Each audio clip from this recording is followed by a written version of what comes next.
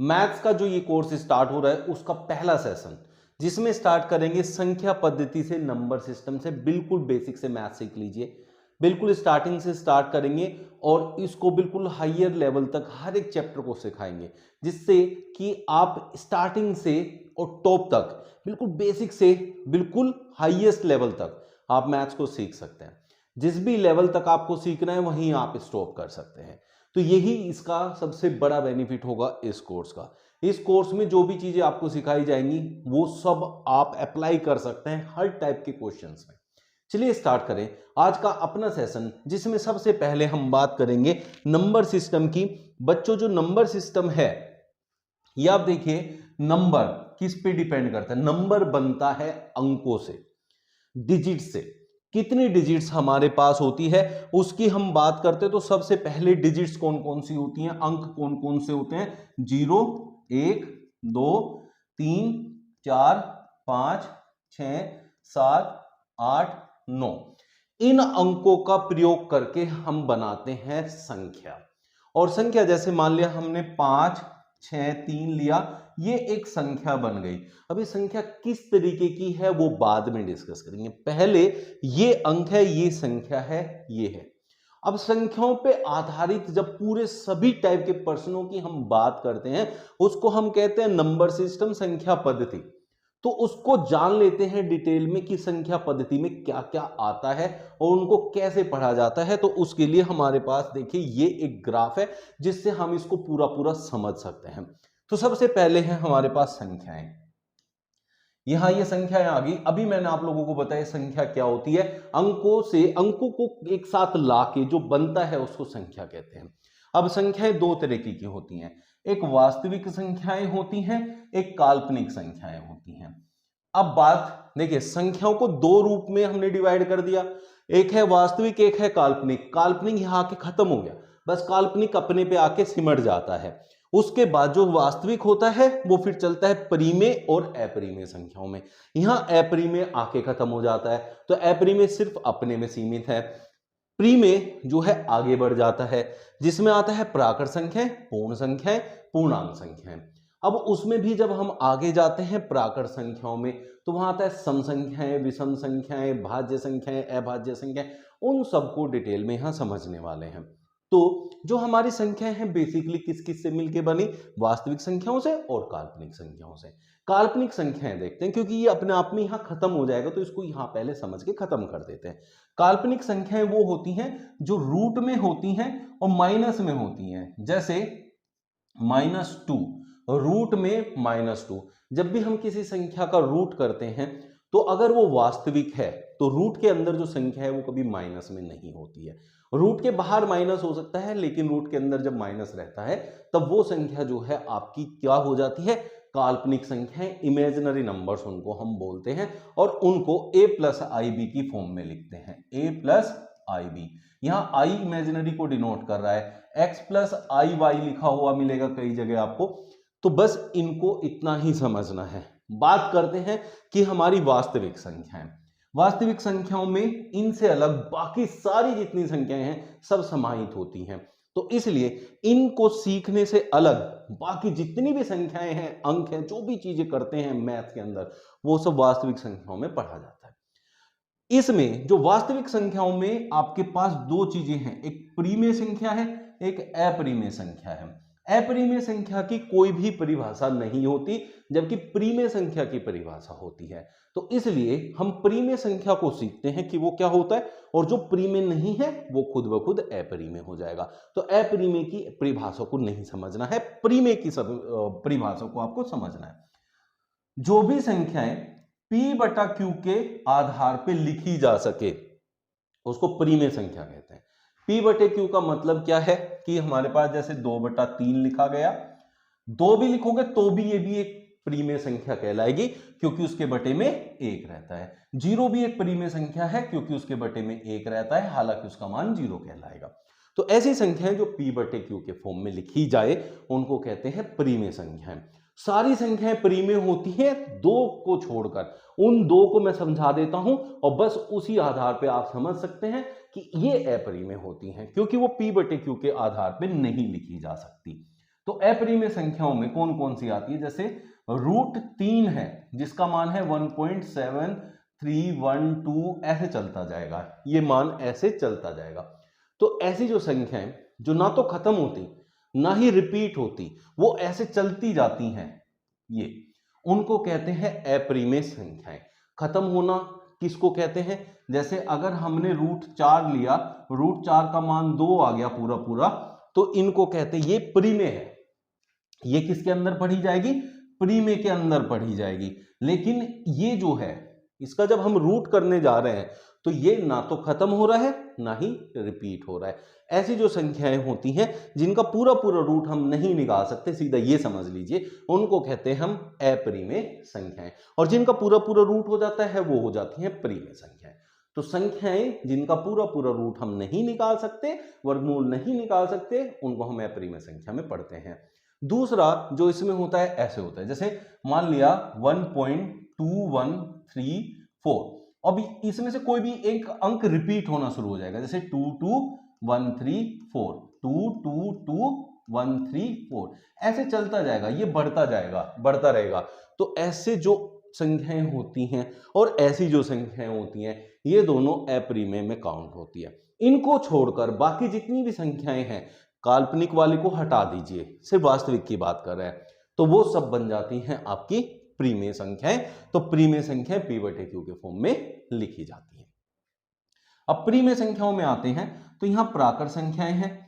प्राकृत संख्याएं मतलब गिनती, जो आपकी काउंटिंग नंबर्स बनाती है, वो कौन सी है, कहां से शुरू होती हैं बच्चों, 1 से, 1 2 3 4 5 ऐसे चलती जाती हैं, उनको हम कहते हैं प्राकृत संख्याएं। तो 1 से शुरू होती है, 1 2 3 4 5 ऐसे चलती जाती हैं, उनको हम कहते हैं प्राकृत संख्याएं। इसमें जीरो इंक्लूड नहीं होता है, नेचुरल नंबर इसको इंग्लिश में कहते हैं, और इसको कैपिटल N से हम डिनोट करते हैं। तो यहाँ कैपिटल N जो है वो नेचुरल नंबर को जो है रिप्रेजेंट करता है। जबकि हम पूर्ण संख्याओं पे अगर जाएं, देखिए इसमें क्या है, इसमें जीरो इंक्लूडेड नहीं है, लेकिन अगर इनके साथ प्राकृत संख्याओं में अगर जीरो भी आ जाए, बाकी सारी प्राकृत संख्याएं भी आ जाए इसके साथ साथ साथ, तो उसको कहते हैं पूर्ण संख्याएं। इंग्लिश में इनको होल नंबर्स कहते हैं, इसको कैपिटल W से डिनोट किया जाता है। तो ये हो गया आपका प्राकृत संख्या, ये हो गई पूर्ण संख्याएं।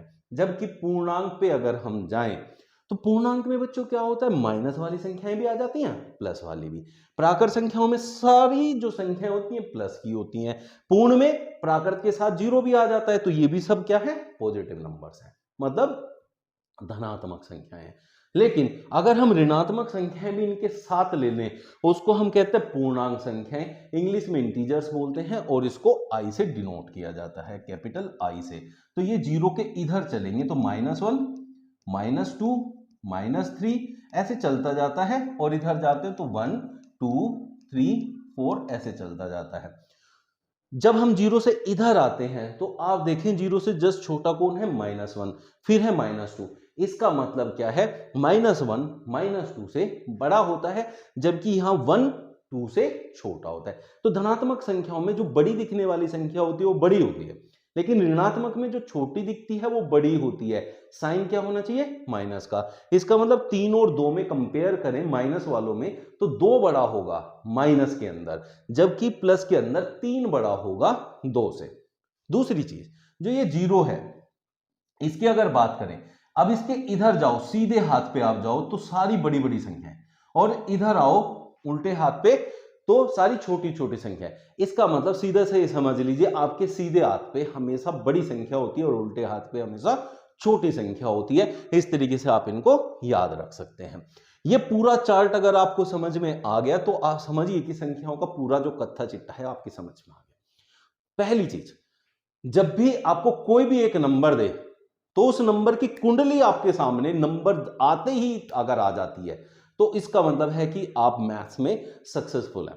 लाइक अगर मैंने 4 लिखा तो मुझे क्या क्या पता चलता है, 4 दिखती, वो क्या है, प्राकृत संख्या है। वो क्या है आपका, किस में आता है, परिमेय में आता है।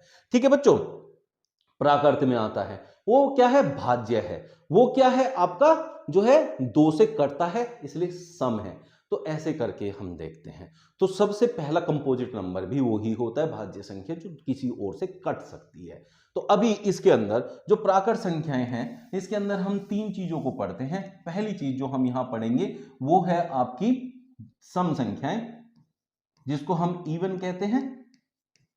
फिर है विषम संख्याएं, जिसको हम ओड कहते हैं। फिर है अभाज्य संख्याएं, जिसको हम प्राइम नंबर्स भी कहते हैं बच्चों। ठीक है, ये हो गया हमारे पास सम, विषम, अभाज्य। सम संख्याएं वो संख्याएं होती हैं जो 2 के टेबल में आती है, मतलब 2 से पूरी पूरी तरीके से कट जाती है। जो 2 से कट जाए संख्या वो होती है आपकी सम संख्या। जबकि जो 2 से नहीं कटती, जो भी संख्याएं 2 से नहीं कटे, उनको कहते हैं विषम संख्याएं, मतलब ओड नंबर्स। जैसे अगर मैं बात करता हूं कि हमारे पास 42 है और मुझे ये दिख रहा है कि ये 2 से पूरा पूरा विभाजित है, 2 की टेबल में आ जाएगा, 2 से कट जाएगा, तो इसका मतलब ये क्या है, एक सम संख्या है। जबकि अगर मैं 7 की बात करूं तो 7 जो है मेरा 2 से नहीं कटता, इसलिए वो विषम संख्या में आएगा। ठीक है बच्चों। फिर आती है अभाज्य संख्याएं। अब अभाज्य संख्याओं की अगर बात करते हैं तो अभाज्य संख्याएं वो संख्याएं होती हैं जो किसी से नहीं कटती। अब बहुत से टीचर क्या समझाते हैं, जो किसी से ना कटे, खुद से कटे या फिर एक से कटे।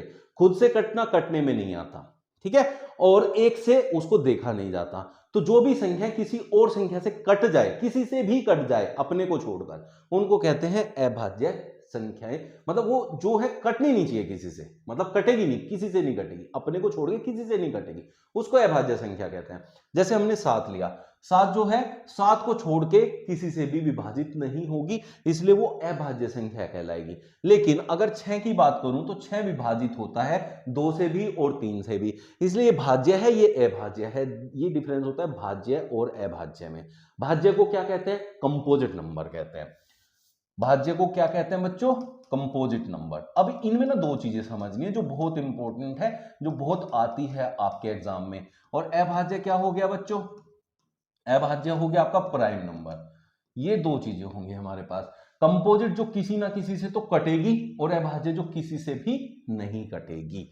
तो भाज्य में सबसे छोटी भाज्य संख्या कौन सी होती है, ये बहुत इंपॉर्टेंट एक क्वेश्चन है जो बहुत बारी पूछा जाता है। सबसे छोटी अभाज्य संख्या और भाज्य संख्या, ये बहुत इंपॉर्टेंट क्वेश्चन है। तो भाज्य संख्या होती है 4 और अभाज्य संख्या होती है 2। 2 इकलौती ऐसी अभाज्य संख्या है जो किसी से नहीं कटती। बाकी जितनी भी इवन नंबर है, क्योंकि 2 भी एक इवन नंबर है, मतलब सम संख्या है, सारी सम संख्याएं किसी ना किसी से कटती है, किसी से भी नहीं कटे तो 2 से तो कटती है, क्योंकि उसकी डेफिनेशन ही क्या है, जो संख्या 2 से कट जाए वो क्या होती है, सम। तो सम जो संख्याएं होती हैं वो सारी की सारी 2 से तो कटती ही कटती हैं। तो 2 इकलौता ऐसा है जो किसी से नहीं कटता। 2 ये सिर्फ इकलौती ऐसी संख्या है जो सम होने के साथ साथ अभाज्य है, मतलब किसी से नहीं कटती, और ये सबसे छोटी अभाज्य संख्या भी है। 2 क्वेश्चन यहां से बन गए अभाज्य के लिए, 2। जबकि 4 है, 4 से छोटी ऐसी कोई संख्या नहीं है जो खुद से अलग किसी से कट जाए। जैसे 3 है, वो खुद से कटता है, किसी और से नहीं कटेगा, तो वो क्या हो गया, अभाज्य। 2 भी क्या हो गया, अभाज्य। 1 को ना भाज्य में काउंट करते ना अभाज्य में, उसकी बात नहीं करते हैं। तो इस तरीके से हम देखें तो सबसे छोटी भाज्य संख्या 4 है और सबसे छोटी अभाज्य संख्या 2 है। ये बहुत इंपॉर्टेंट क्वेश्चन बनते हैं। फिर इसके बाद एक बहुत इंपॉर्टेंट क्वेश्चन बनता है, वो क्या है कि अभाज्य संख्याएं। अब उसके लिए अभाज्य संख्याओं के लिए पहला एक क्वेश्चन बना कि सबसे छोटी अभाज्य संख्या कौन सी है, 2। इकलौती ऐसी संख्या जो आपकी सम है और अभाज्य है वो कौन है, 2। तो 2 क्वेश्चन बन गए। उसके बाद जब हम आगे बात करते हैं कि भाई 1 से 100 तक की अभाज्य संख्या, ये बड़ा इंपॉर्टेंट क्वेश्चन होता है। 1 से 100 तक की अभाज्य संख्या हमें चाहिए।